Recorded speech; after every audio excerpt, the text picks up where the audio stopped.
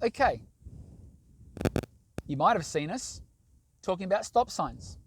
Now we're going to look at the main difference between a stop sign and a give way sign situation.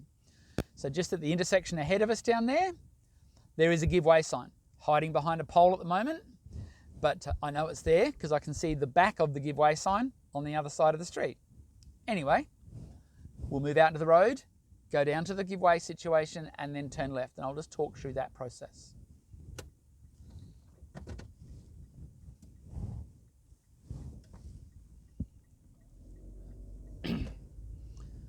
Okay, I've spotted the give way situation. I've looked behind me to see what's going on. I'm slowing, expecting to stop. Should always approach every give way situation as if you're going to stop.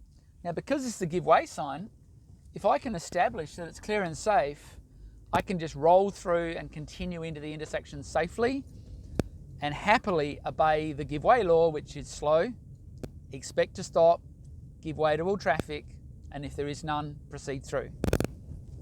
Anyway, that was give way sign.